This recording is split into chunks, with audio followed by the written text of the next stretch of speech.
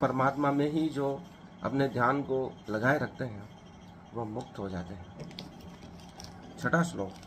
न तद्वान सहित सूर्यो न शशंको न पावकः यद गत्वा न निर्वर्तते तद्धाम परम मम। यह मेरा परम धाम न तो सूर्य तथा चंद्र के द्वारा प्रकाशित होता है, न अग्नि या बिजली से।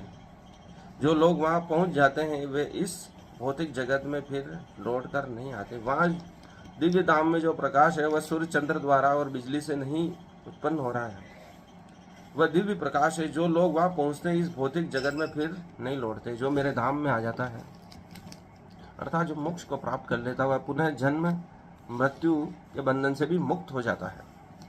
सातवां श्लोक।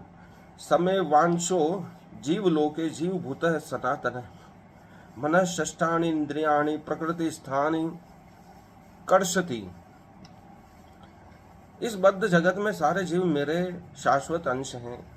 बद्ध जीवन के कारण वे 6 इंद्रियों से घोर संघर्ष कर रहे हैं, जिसमें मन भी शामिल है, सम्मिलित है। इस बद्ध जगत में सारे जीव मेरे शाश्वत अंश हैं। यह जगत को कृष्ण कहते हैं बद्ध है। हम देखते हैं कि हमारा मन शरीर सब बंधे हुए हैं। कोई कह रहा मेरे हाथ पैर दुख रहे हैं, सिर दुख रहा है। ये क्या है? ये बंधन ही है। हम तनावग्रस्त हैं और पूरा शरीर, हमारी आत्मा, मन सभी हमें ऐसा लगता है कोई झगड़े हुए हैं।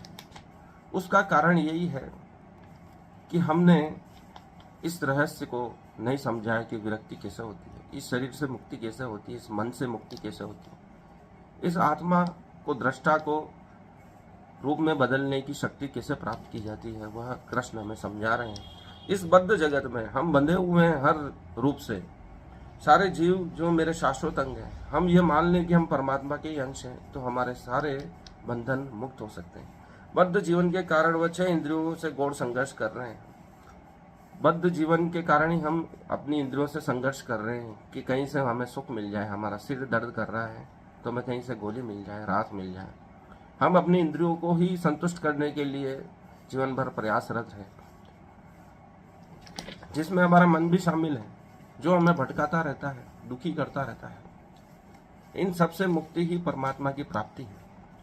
8वां श्लोक। शरीरम यद्वानप्नोति चश्वा क्रामनीश्वरः वहिंतेनानि संयादि वायुर्गंधान विनाशयात्। इस संसार में जीव अपनी देहात्म बुद्धि को एक शरीर से दूसरे में उसी तरह ले जाता है जिस प्रकार वायु सुगंधि को ले जाता है। इस प्रकार वह एक शरीर धारण करता है और फिर इसे त्याग कर दूसरा शरीर धारण करता है।